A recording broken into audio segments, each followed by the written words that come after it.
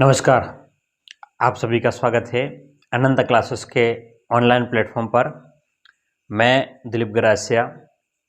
हम रीट लेवल 1 का एक नया बैच जो प्रैक्टिस बैच होगा उसमें सभी प्रश्न जितने भी आपके टॉपिक है उन सभी टॉपिकों के प्रश्न प्रश्न प्रश्न है ना, सबसे ज़्यादा प्रश्नों का सोल्व करेंगे ताकि हमने जो कंसेप्ट सीखे हैं या जो अब तक पढ़ाई करी है वो जब तक हम प्रश्न सॉल्व नहीं करेंगे तब तक हमारा पढ़ना व्यर्थ हो जाएगा।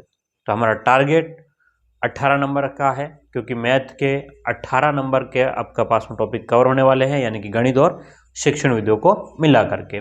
चलिएगा तो शुरुआत करते हैं। और हमारी आज की पहली यूनिट की हम लोग बात करें कि हमारी पहली यूनिट कौन सी है। ध्यान देखिए, आपके सिलेबस में लिखा हुआ है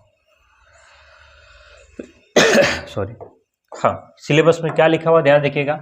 एक तो लिखा हुआ टॉपिक की पूर्ण संख्याएं, बोलिएगा क्या लिखा हुआ है, पूर्ण संख्या। और क्या लिखा हुआ है, एक तो पूर्ण संख्या लिखा हुआ है और गणितीय मूल संक्रियाएं, यानी कि जोड़ बाकी गुणा भाग, भाज्य और अभाज्य संख्याएं। भाज्य संख्याएं और अभाज्य संख्याएं, ये आपके पास में सिलेबस में लिखा हुआ है। अब अगर आप पहली यूनिट की बात करेंगे तो ठीक है, किसकी बात करेंगे, पहली यूनिट की बात करेंगे। तो अब एक एक चीजों को हम लोग थोड़ा सा कंसेप्ट को देखते हुए चलेंगे। ठीक है, अब मैं ज़्यादा लिखवाऊंगा नहीं क्योंकि मैंने नोट्स उसके बना दिए हैं, मतलब उसको खुद टाइप कर दिए हैं, तो ज़्यादा मैं लिखवाऊंगा नहीं। आपको बस खाली स्क्रीनशॉट आप बाद में लेना हो तो ले लेना, अदरवाइज है ना, जो भी आपके अपनी सिचुएशन के ऊपर डिपेंड करेगा। तो सबसे पहले हम लोग शुरुआत करें और देखें कि भाई नंबर सिस्टम यानी कि संख्या पद्धति क्या होती है। सबसे पहली बात कि भाई नंबर सिस्टम यानी कि संख्या पद्धति, यानी कि संख्याओं को लिखने और नामकरण, मतलब नामकरण की एक सुव्यवस्थित व्यवस्था जो होती है ना, मतलब संख्याओं को लिखने का कोई नियम और इनका नाम क्या देंगे, कैसे पढ़ेंगे, उन सब नियमों को हम लोग क्या बोलते हैं, संख्या पद्धति कहते हैं। जैसे कि आपको कह दिया भाई 2 की घात 0 का मान कितना, तो आपने कहा सर 1 होगा, तो ये एक कोई ना कोई नियम के द्वारा ऐसा हुआ है ना। क्यों हुआ वो बात की बात है, लेकिन किसी न किसी नियम के द्वारा हुआ है ना। तो इसी को हम लोग क्या कहते हैं, एक संख्या पद्धति कहते हैं। अब आगे बात करें, उसमें सबसे पहले आएगा डिजिट, है ना। डिजिट का मतलब होता है अंक। डिजिट यानी कि उसका क्या मतलब होगा, अंक। अब क्या होता है डिजिट, यानी कि ये क्या होते हैं, ये केवल संकेत या प्रतीक होते हैं, बस ध्यान में रखना आपको। क्या, या तो संकेत होंगे या प्रतीक होंगे, या तो संकेत होंगे या प्रतीक होंगे, जिन्हें अलग अलग प्रकार से व्यवस्थित करके प्रयोग किए जाते हैं, है ना। या तो संकेत होंगे या फिर क्या होंगे, प्रतीक होंगे, जिनके अलग अलग प्रकार से व्यवस्थित करके क्या करते हैं हम लोग, प्रयोग करते हैं। ठीक है, अगर हम लोग बात करें तो हमारे पास में संकेत कितने हैं, ये संकेत कितने होते हैं, 10। कौन कौन से होते हैं, तो आपने 0 से लेकर के 9 तक जो गिनती होती है, 0 से लेकर के कहाँ तक, 9 तक की जो गिनती होती है वही क्या कहलाएंगे, आपके संकेत कहलाते। अब इनका प्रयोग करेंगे तो क्या बन जाएगी, संख्याएं बन जाएगी। ठीक है, तो इसको लिखिएगा, फिर हम लोग आगे बढ़ते हैं। हाँ, नोट्स को कवर कर लीजिएगा, ठीक है।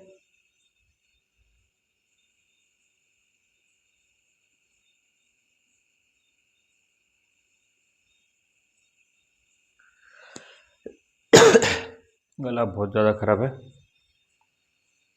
हाँ जी, चलो आगे की बात करते हैं, अगले पॉइंट की ओर चले। तो अब आपके पास में अगला पॉइंट आता है संख्याएं, है ना। संख्याएं क्या होता है उसके ऊपर चर्चा करें तो ठीक है। मैंने सारी चीज़ें मेरे हाथ से लिख करके मैंने क्लास अपलोड कर रखी है ना, आप लोग देखना, नोटिस करना, मैंने सारी क्या है क्लास से पहले भी अपलोड कर रखी है। तो चिंता नहीं करना कि सर आप लिख के लाए हो या नोट्स बना के लाए हैं, ठीक है, ताकि इससे कम से कम समय में ज़्यादा मैटर कवर कर सके, इसलिए सब कुछ है ना। तो देखो ध्यान से, हम बात करने वाले हैं संख्याओं के बारे में।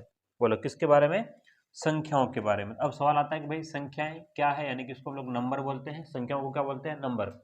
अंकों का प्रयोग करके, बोलो किसका, अभी हमने जो पिछले स्लाइड में देखा था, अंकों का प्रयोग करेंगे, बोलो किसका प्रयोग करेंगे, अंकों का प्रयोग जैसे जैसे करेंगे हमारे पास में किसका निर्माण होता है, तो संख्याओं का निर्माण होता है।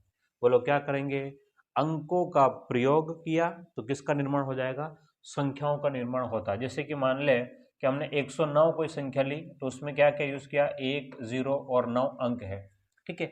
कोई भी संख्या ले सकते हैं, है ना। तो यहाँ पर हम लोग कुछ और एग्जाम्पल अगर लेना चाहें तो हमने कह दिया भाई कि 216। तो इसमें अंक कौन कौन से हैं? तो अंक आपके पास में इसमें एक तो 2 है, 1 है और 6। अब इसी 216 को आप लोग 162 भी बोल सकते हो, है ना। यहाँ पर भी आपके पास में कितने 1, 6 और 2 अंक यूज हुए हैं। तो ये आपके पास में ये जो है, ध्यान से देखना, ये एक प्रकार की संख्याएं हैं। बोलो ये क्या है? एक संख्याएं हैं। जबकि ये अलग अलग जो है ना, ये तीनों जब अलग अलग है, ये क्या के लिए आपके लिए अंक है। क्या मेरी बात समझ में आ रही है? जब ये तीनों अलग अलग है तो अंक है, जबकि ये क्या है आपके पास में पूरा मिल करके एक संख्या, एक समूह बनता है। ठीक है। अब जैसे प्रश्न देखना कि एक क्वेश्चन देख रहे हैं हम लोग के 2, 7 और 5 अंक का प्रयोग करके 3 अंकों की सबसे छोटी संख्या, है ना, का निर्माण करो। ठीक है। तो भाई 2, 7, 5, 2, 7 और 5 का निर्माण करें। सबसे छोटी यानी कि सबसे छोटी का मतलब होता है कि हम लोग क्या करेंगे, आरोही क्रम में लिख देंगे, 2 के बाद में 5 और 5 के बाद में 7। तो 257 जो है वो सबसे छोटी।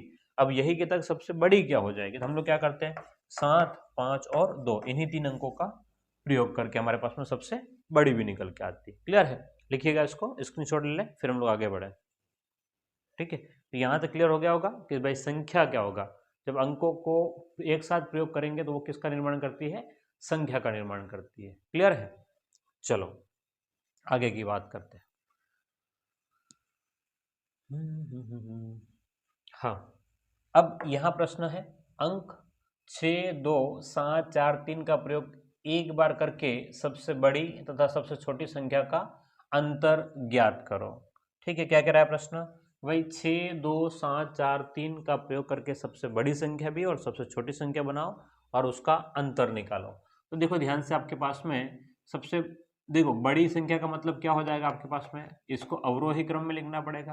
तो 7, 7 के बाद में क्या क्या हो गया, 6, 6 के बाद में 4, 3, 2 और छोटी संख्या क्या हो जाएगी बोलो? सबसे छोटी संख्या। तो अगर बड़ी संख्या ये है तो छोटी संख्या इसकी उल्टी, 2, 3, 4, 6, 7। ठीक है। अब इनका अंतर क्या होगा? ठीक है, अंतर क्या होगा, घटाना है उसमें से। तो यहाँ से 2 में से 7 तो जाएगा नहीं, पड़ोस वाले से हासिल लेंगे। तो 7 और 3 5, और मतलब आपके पास में कितना हो जाएगा, 5। तो इकाई अंक जिसमें 5 है तो पूरी संभावना है कि एक में ही 5 दिखाई दे रहा है, बाकी तो अगर सही है तो, नहीं तो ऑप्शन ही गलत हो जाएगा, है ना। ऑप्शन को सीधा देखे, इकाई अंक क्या बन रहा है हमारे पास में, 5 बन रहा है। इकाई अंक क्या बन रहा है, 5। देखो इसमें इकाई अंक 2 है, ये आंसर तो नहीं बनेगा। इसमें इकाई अंक कितना है, 7 है, आंसर नहीं बनेगा।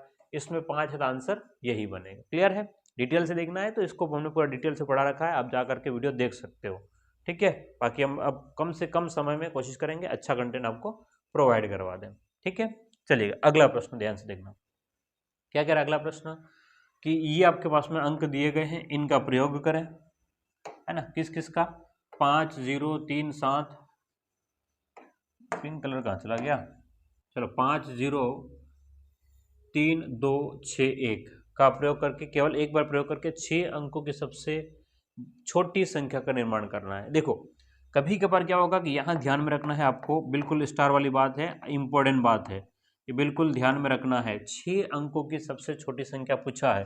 ठीक है। तो अब 2 स्थिति बनती है यहाँ पर। कितनी स्थिति बनेगी? 2 स्थिति बन रही है। ठीक है, मैं दोनों स्थिति को आपके सामने रखता हूँ। हम क्या क्या कर सकते हैं, अगर ऐसा करा तो हमने क्या बोल देंगे कि 0, 1, 2, 3, 1, 2, 3 और 5, 6, एक तो ऐसा बनाएंगे। और जैसे ही ऐसा बनाएंगे ये हमारे लिए हो जाएगा गलत। ये क्या हो जाएगा हमारे लिए? गलत हो जाएगा। क्यों? भले ही 6 अंकों का प्रयोग किया है, लेकिन इस वाले 0 का कोई इंपॉर्टेंस नहीं है, इस 0 का कोई मतलब नहीं है, ये कोई मतलब का नहीं है, मतलब ही नहीं है, इसका मतलब नहीं है।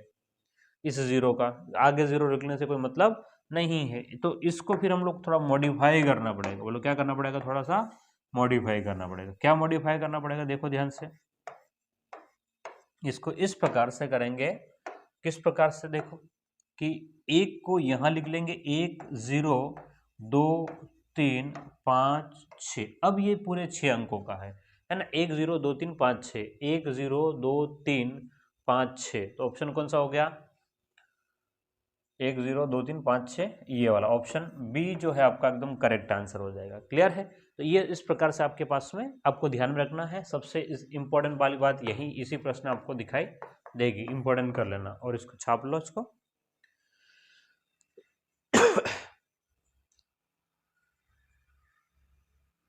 हाँ जी, लिखिएगा इसको, है ना। हाँ, 3 क्वेश्चन हो गए हैं, आगे बढ़ते थोड़ा सा अगले प्रश्न की ओर।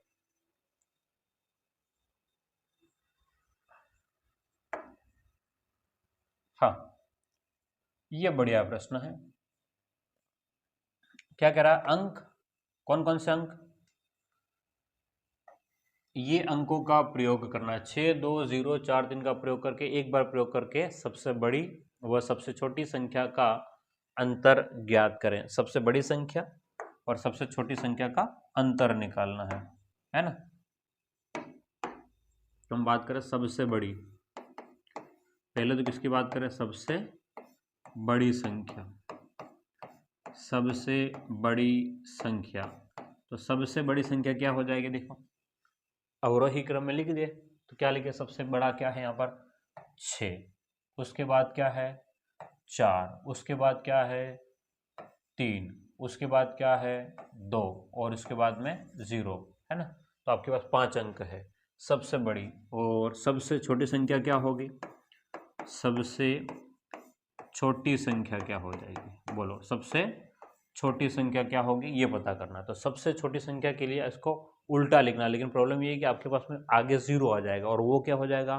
फिर 5 की बजाय 4 अंकों की हो जाएगी। हमें ध्यान में रखना है यहाँ पर, हम इसको इस प्रकार से लिखेंगे कि 2 0, है ना, 2 0, उसके बाद में 3 4 6, ऐसा लिखेंगे और फिर घटाना है, फिर घटाना है। अब देखो ध्यान से, अब आपके पास में देखो, समझना कि 0 में से 6 को घटाएं तो 4 बच रहा है, हासिल यहाँ पर हो गई 5, 5 और 2 7, तो 74 जिसमें होगा वो, तो 74 तो वही हिसाब, ये तो यहाँ तक सेम सेम चल रहा है, 3 अंकों तक सेम चल रहा है, 3 अंकों तक सेम चल रहा है, तो आपको जाना पड़ेगा, ठीक है। क्योंकि इसमें और इसमें दोनों में सेम चल रहा है, तो फिर आपको देखना ही पड़ेगा। फिर इसकी हासिल यहाँ दे दी, तो ये 9 हो गया। फिर आपकी यहाँ हासिल दे दी, आपके पास में कितना होगा? 4 में से 1 गया तो 4 में से 1 गया तो 3, और आपके पास में 4, तो 43,974। बोलो क्या हो जाएगा? 43,974 हो जाएगा। क्लियर है? तो 43,974 कौन सा? ऑप्शन ए जो है एकदम करेक्ट आंसर हो जाएगा। ऑप्शन ए जो है वो क्या? एकदम सही आंसर होगा। क्लियर है? तो इस प्रश्न का सबसे 4 अंकों की सबसे छोटी या बड़ी संख्या का प्रयोग का आपके पास में क्लियर है। आगे बढ़े थोड़ा सा। हाँ, अब अगले टॉपिक की बात कर रहे हैं, ध्यान देखना। लेखन की पद्धतियां, यानी कि लिखने के क्या क्या तरीके हो सकते हैं, पद्धतियां कौन कौन सी है, हम बात करने वाले हैं लेखन की पद्धतियां। हमारे पास में लेखन पद्धतियां 3 टाइप की है ना। लेखन की पद्धति हमारे पास में कितने प्रकार की है? 3 प्रकार की। कौन कौन सी 3 प्रकार की? देखो, पहली लेखन पद्धतियों की बात करें तो पहली पद्धति आपके पास में देवनागरी होती है ना, जिसमें हम लोग आपने अभी भी लोग यूज़ करते हैं बही खातों वगैरह में देवनागरी, है ना। इसकी गिनती इस प्रकार से रहेगी 1 2 3 4 5 6 7 8 9 10, है ना, जो भी है। इसके बाद अगली आपके पास में कौन सी? हिंदी अरेबिक, हिंदू अरेबिक कहेंगे, या फिर हिंदी अरबी कह सकते हैं, हिंदी अरबी बोल सकते हैं, है ना। और इसी को हम लोग क्या बोल सकते हैं? दशमलव पद्धति भी बोलते हैं। क्या बोलते हैं? दशमलव पद्धति भी बोलते हैं, या दार्शनिक पद्धति भी कहते हैं। एक और इसको पद्धति बोलते हैं अंतर्राष्ट्रीय पद्धति भी बोलते हैं।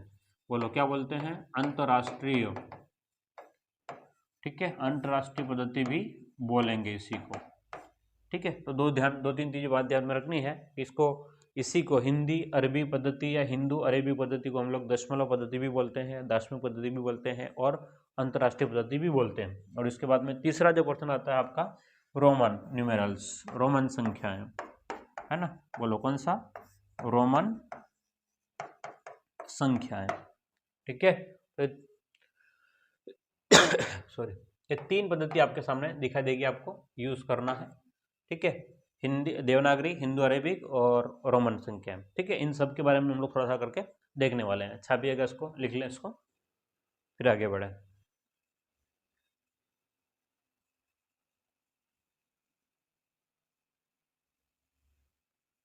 हाँ जी, लिख लिया होगा अब तक। तो बात करें अगले स्टेप की, तो देखिएगा।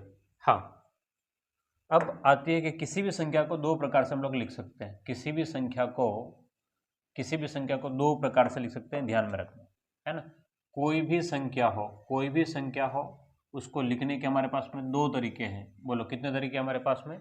दो तरीके है ना। ठीक है, एक तो अंकों में लिखना, एक तो किसमें होता है? अंकों में, और दूसरा होता है शब्दों में लिखना, है ना। जो भी हम लोग डिजिट लिखते हैं, जो भी डिजिट लिखेंगे संख्याओं को, वो क्या है? आपके अंक। जैसे कि 638 लिख दिया, 3254 लिख दिया, ये क्या है आपके पास में? अंक है। बोलो क्या है ये?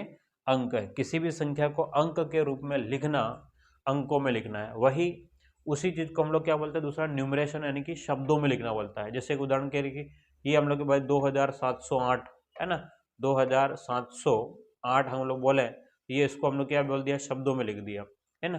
15,410,048 है ना। अभी बताएंगे कैसे लिखना है, लेकिन आपको बात समझ में आनी चाहिए इसको, है ना। किसी भी संख्या को दो प्रकार से लिखने का तरीका क्या है? या तो अंकों में लिख दो, या फिर क्या लिख दो? शब्दों में लिख दो। ठीक है, एग्जाम में आए हुए हैं, रीड लेवल में तो काफी प्रश्न अंकों में और शब्दों में भी आए हुए हैं। ठीक है, तो इसको जल्दी से लिख लें या स्क्रीनशॉट ले लें, फिर हम लोग आगे बढ़े। हाँ, तो अब शब्दों में लिखने की दो विधियां हो गई हमारे पास में, है ना। हम बात करें कि भाई कोई भी जो है अंक में, एक तो अंकों में लिखते हैं, और दूसरा क्या था हमारे पास में? शब्दों में लिखते। अंकों में और शब्दों में लिखते। ठीक है, अंकों में और शब्दों में लिखते। अब शब्दों में लिखने के हमारे पास में दो तरीके हो गए। कौन से तरीका? एक तो है ना भारतीय पद्धति, एक तो भारतीय, और दूसरी कौन सी पद्धति है आपकी? अंतर्राष्ट्रीय पद्धति, है ना। एक तो भारतीय, और दूसरी पद्धति जो आपके पास में है वो अंतर्राष्ट्रीय पद्धति है। अंकों और शब्दों में लिखने के दो तरीके हो गए। अंकों और शब्दों में लिखने के आपके पास में कितने तरीके हो गए? दो तरीके। एक तो अंकों में, है ना, अंक भाई किसी भी संख्याओं को लिखने के दो तरीके हो गए, अंकों और शब्दों में। शब्दों में फिर भारतीय तरीका और अंतर्राष्ट्रीय तरीका। ठीक है, तो अभी भारतीय तरीके में क्या होगा कि इकाई, दशक, सैकड़ा, हजार, लाख, 10 लाख, और इसमें मिलियन, बिलियन, ट्रिलियन, ऐसा चीज है ना। तो ये सब चीजें रहेगी। तो यहाँ पर देखो ध्यान से, लिखने की विधियां आपके पास में दो विधियां कौन सी? एक तो इंडियन सिस्टम न्यूमरेशन, है ना, क्या? भारतीय संख्या पद्धति। एक तो दूसरा इंटरनेशनल सिस्टम ऑफ न्यूमरेशन, यानी कि अंतर्राष्ट्रीय संख्या पद्धति। ठीक है, भारतीय और अंतर्राष्ट्रीय जो मैंने चर्चा करी है, अब लिख लीजिएगा इसको, फिर हम लोग आगे बढ़ते हैं।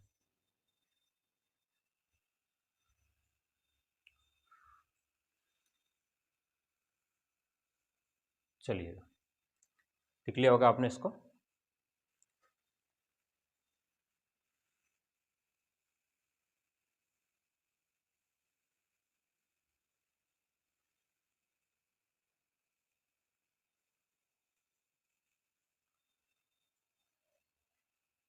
आगे बढ़े। हाँ, अब हम बात करें कि भारतीय संख्या पद्धति की बात करें, है ना, इंडियन सिस्टम ऑफ न्यूमरेशन, भारतीय संख्या पद्धति की बात करें। दो तीन बातें ध्यान में रखना है। भारतीय संख्या पद्धति, जो हम लोग इकाई, दहाई, सैकड़ा, हजार, है ना, लाख, 10 लाख, करोड़, 10 करोड़, अरब, 10 अरब कहते हैं, वो सब ये भारतीय न्यूमरेशन सिस्टम होता है। इंडियन सिस्टम ऑफ न्यूमरेशन कहते हैं हम लोग, है ना। हिंदी में कहे तो भारतीय संख्या पद्धति। ठीक है, क्या कहेंगे? भारतीय संख्या पद्धति, इंडियन सिस्टम ऑफ न्यूमरेशन। इसमें क्या होता है कि भारतीय संख्या पद्धति भारत में कौन कौन से कंट्री में यूज कर रही है? तो जैसे भारत, पाकिस्तान, बांग्लादेश, नेपाल और श्रीलंका। भारत और उसके पड़ोसी देशों में हम जैसे बोलते हैं, कहने का मतलब हम जो बोलते हैं वो बांग्लादेश वाले भी वही ऐसे ही पढ़ेंगे जैसे हम पढ़ रहे हैं, श्रीलंका वाले भी, पाकिस्तान वाले, सब चीज़ें वैसे ही पढ़ेंगे जैसे हम पढ़ रहे हैं। वैल्यूज अलग अलग हो सकती है करेंसी की, मैं करेंसी की बात नहीं कर रहा हूँ, मैं केवल कि इसको पढ़ने का तरीका क्या रहेगा तो सेम है, भारतीय पद्धति ही यूज, क्योंकि भारत में कहीं ना कहीं से कभी ना कभी भारत के अंग रहे हैं ये लोग। ठीक है, अगला, ये कहाँ पर है? तो वैदिक संख्या पद्धति पर आधारित है। ये जो भी है किस पर आधारित है? वैदिक संख्या पद्धति पर आधारित है। अगली बात करें, इस पद्धति में संख्या को समूह में बांटते हैं। ठीक है, अभी बात करेंगे संख्या को क्या करेंगे?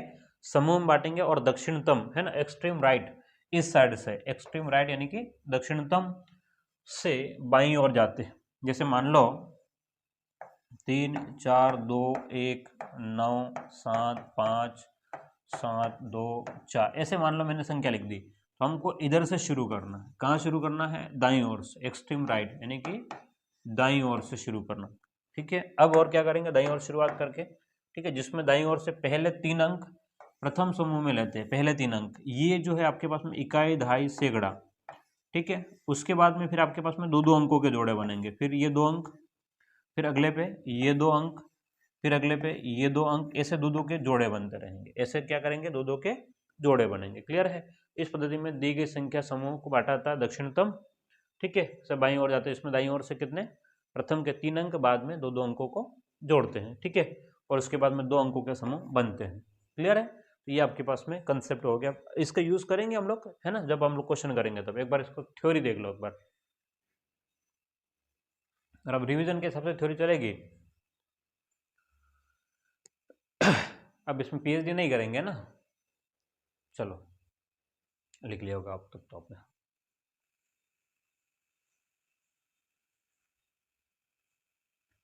हाँ, अब अगला आता है विस्तार रूप। संक्षिप्त रूप और विस्तार रूप दो चीजें होती है ना, एक तो होता है संक्षिप्त रूप और दूसरा होता है विस्तार रूप, है ना। क्वेश्चन होंगे बाद में हम लोग और पढ़ेंगे, लेकिन एक बार हल्का हल्का इसमें देख लेते हैं। जैसे कि मान लो आपसे कह दिया कि 2309, है ना, 2309 ऐसा अपन लिख देते हैं। थोड़ा सा एक मिनट, इसको थोड़ा सा अच्छे आंकड़े में लिखते हैं ताकि ध्यान में रहे। 2309 की बजाय कुछ और लिख दें, 17, ऐसे, है ना, ये संख्या अपने पास में लिखी हुई है, 2317 संख्या लिखी हुई है। अगर इसको हमको देखना है, इसको सॉल्व करना है, तो बोलो क्या करेंगे। सबसे पहले 2317 हमारे पास लिखा हुआ है, तो हमको क्या करना है, विस्तार करना है इसका। बोलो क्या करना है, विस्तार। तो विस्तार का मतलब ये हो गया, देखो 2000 प्लस में 300 प्लस में 10 प्लस में 7, ये विस्तार रूप हो गया। ये क्या हो गया है, विस्तार रूप, ठीक है। जैसे कहा, अब बात को समझना, इसको और भी हम लोग सिंप्लीफाई करेंगे। कैसे? इसको लिखेंगे 2 इंटू 1000, है ना, प्लस में 3 इंटू 100 प्लस में आपके पास में कितना, 1 इंटू 10 प्लस में 7। इस प्रकार से ये आपका विस्तार रूप है ना, सबसे विस्तार रूप ये आपका बन जाएगा। क्लियर है? तो इसको विस्तार रूप कहते हैं। अब इसका संक्षिप्त रूप कैसे हो जाएगा, है ना, जैसे उसने दो संख्या दे रखी होगा, उसका क्या करना पड़ेगा, एक संक्षिप्त रूप करना पड़ेगा। क्या करना पड़ेगा, संक्षिप्त रूप करना पड़ेगा, ठीक है। जैसे आपसे लिख दिया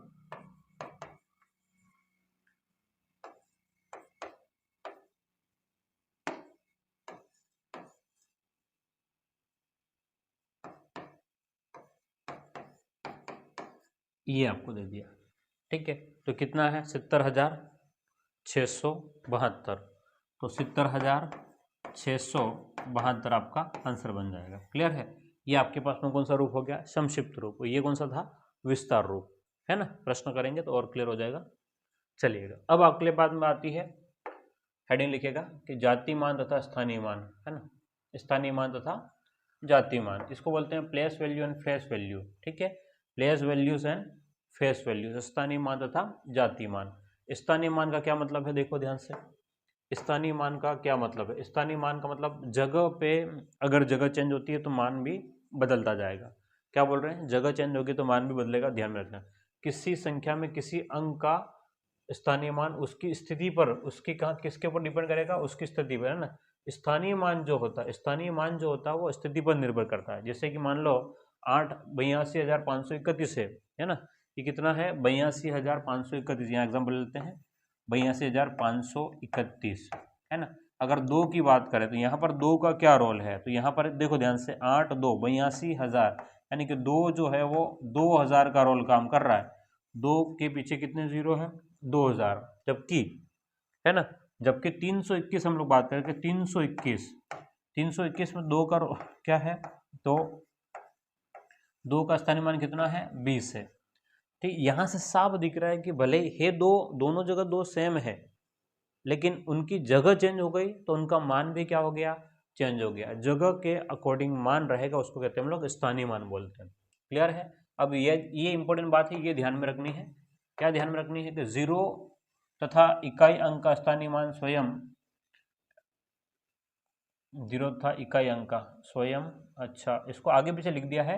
0 था इकाई अंक का स्थानीय मान, 0 का स्थानीय मान 0, और ये स्वयं जो शब्द है वो पीछे आएगा, है ना, मतलब 0 तथा स्वयं, है ना, जो भी इकाई अंक होगा उसका स्थानीय मान वही रहेगा ना। इस शब्द को यहाँ से हटा करके थोड़ा सा पीछे ट्रांसफर करना पड़ेगा आपको, ठीक है। तो 0 तथा इकाई अंक का स्थानीय मान 0 तथा स्वयं होता है, ठीक है। जो भी संख्या होगी, जैसे मान लो कि 1 2 3 4 5 6, इसमें इकाई अंक का स्थानीय मान क्या हो गया, इकाई अंक का स्थानीय मान तो 6। अगर मान लो 1 0 3 4 लिखा मैंने, तो 0 का स्थानीय मान क्या हो गया, तो 0, ठीक है। कहने का मतलब 0 का स्थानीय मान 0 ही होगा और इकाई अंक का स्थानीय मान वो संख्या खुद हो जाएगी, ठीक है। चलो अगला आता है आपके पास में जातीय मान, है ना, फेस वैल्यू।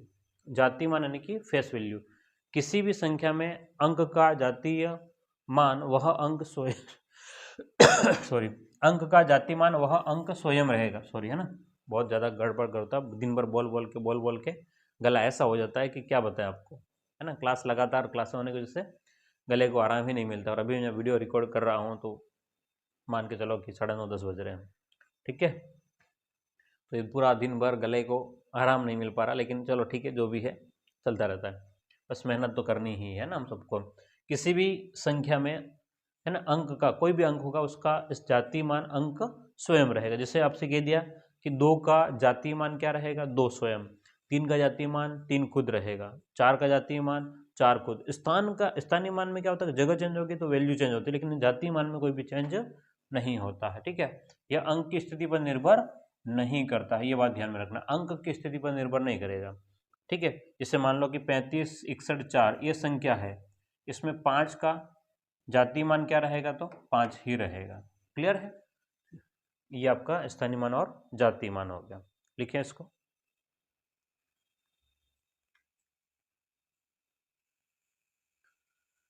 चलिएगा, स्थानीय मान हो गया है, अब आगे की बात करते हैं। हाँ, अब कुछ बातें ध्यान में रखनी है आपको, याद रखने के लिए, ठीक है। ये मैं थ्योरी रिवीजन करवा रहा हूँ, मान के चलना, ठीक है। इसके सारी थ्योरी मैंने कंसेप्चुअली पढ़ा दी है आपको, ठीक है।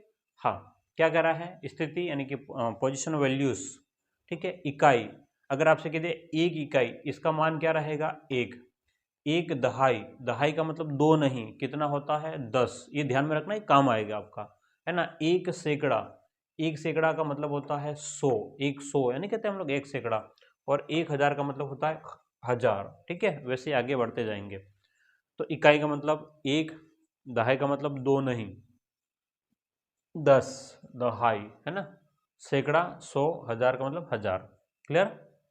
ये काम आएगा आगे, लिख लेना इसको, नोट कर लो इसको जल्दी से। हाँ जी, आगे बढ़े। जैसे ये प्रश्न आपके पास में है, वही क्या कर दिया ये, हाँ,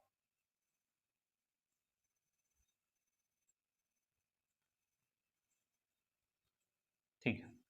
ये प्रश्न आपके सामने है, देखिएगा ध्यान से प्रश्नों को। अगर मेरे सोल्व किए से पहले अगर आप खुद सोल्व कर पाते हैं तो बहुत बढ़िया होगा। एक बार वीडियो को पॉज कीजिएगा, फिर सोल्व करने की कोशिश करो, वीडियो को पॉज करो और फिर सोल्व करने की कोशिश करो, ठीक है। वीडियो को रोक करके सोल्व करने की कोशिश करो। हाँ, क्या कह रहा है क्वेश्चन, 6 सैकड़ा, केकड़ा नहीं सैकड़ा, है ना, क्या कह रहा है, 6 सैकड़ा यानी कि 6 इंटू में 100, तो कितना बन जाएगा, 600 बन गया, 6 सैकड़ा।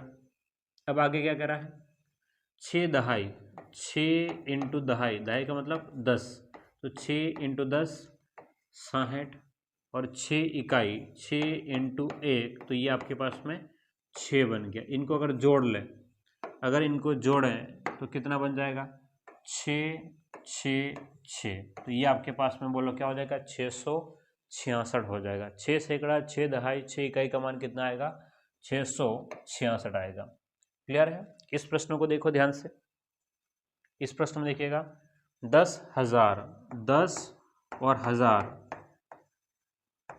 तो बोलो कितना बन जाएगा, 10,000 ही बनेगा। आगे कह रहा है 10 सैकड़ा, 10 इंटू में 100 है ना, 10 इंटू 100, 10 में 100 का गुणा करेंगे तो 1000 बन जाएगा। बोलो कितना बन जाएगा, 1000। इसके बाद कह रहा है कि 10 दहाई, 10 इंटू 10 100, 10 इंटू 10 कितना बनेगा आपका 100 बन जाएगा। और उसके बाद में 10 इकाई यानी कि 10 इंटू 1, 10 इंटू 1, तो आपके पास में कितना बन गया 10।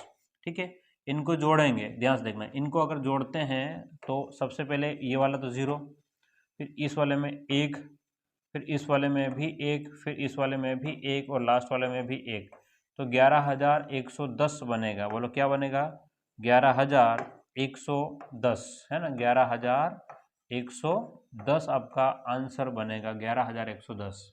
तो 11,110 कहाँ पर है, ऑप्शन सी पर है, 11,110, 11,110 ऑप्शन सी पर है। क्लियर है, ठीक है। बहुत बढ़िया प्रश्न थे, अच्छे लेवल के, और एग्जाम में आए हुए हैं पहले भी, तो इसको लिख लें, फिर इसकी प्रैक्टिस भी करेंगे बाद में हम लोग, पर अभी इसको लिखिएगा।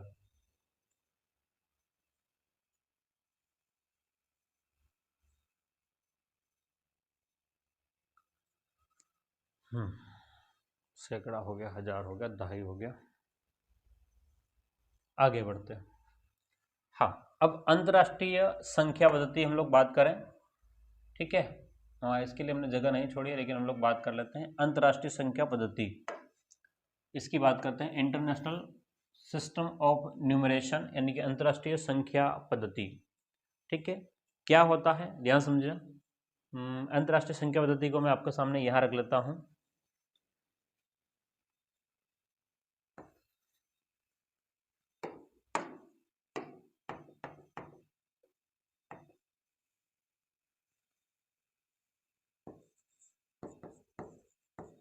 अंतर्राष्ट्रीय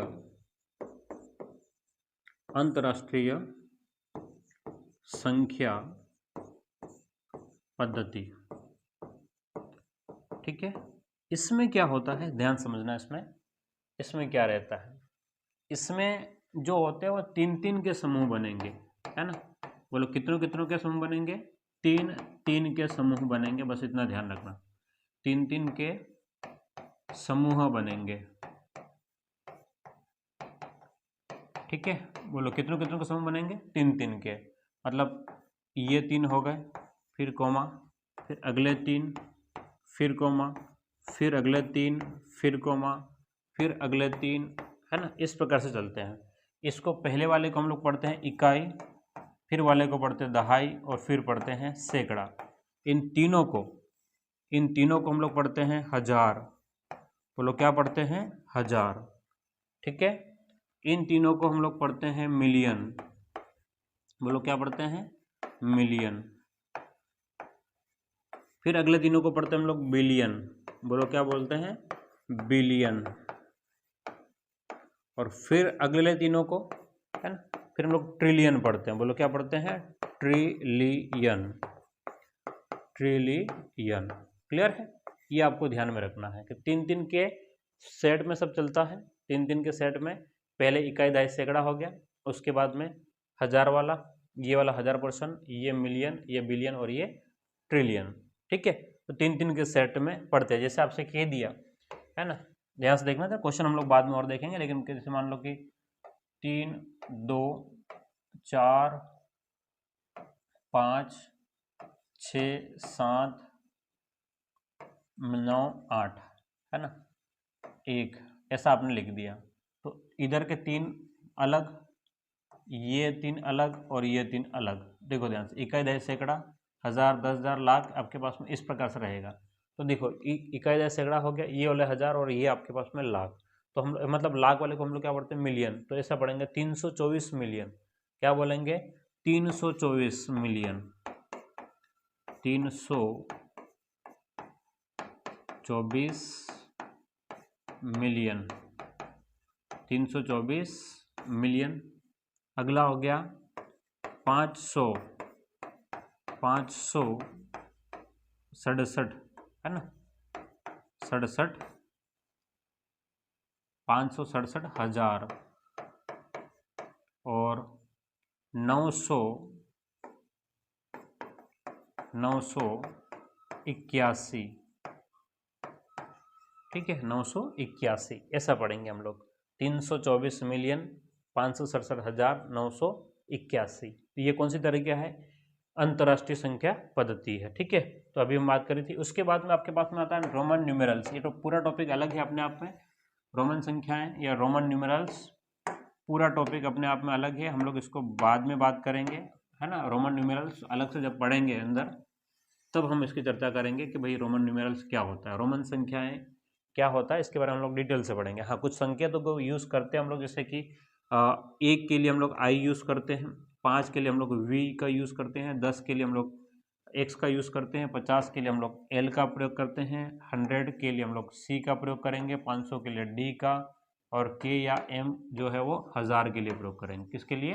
1000 के लिए। बस इतना ध्यान में रखना है अभी। बाकी हम क्या नियम कहेंगे, किस प्रकार से करेंगे, सारा एनसीईआरटी किताब में लिखा हुआ, उस वाले नियमों को हम लोग चर्चा करेंगे बाद में, ठीक है। अभी के लिए इतना लिख लें और आगे बढ़े थोड़ा सा।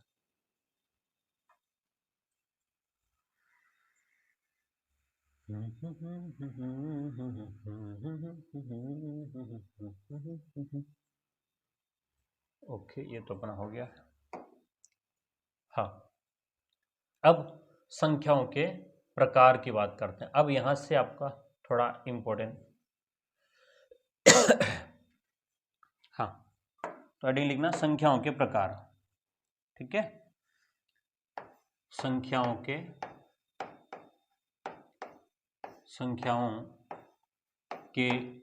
प्रकार, संख्याओं के प्रकार, ठीक है।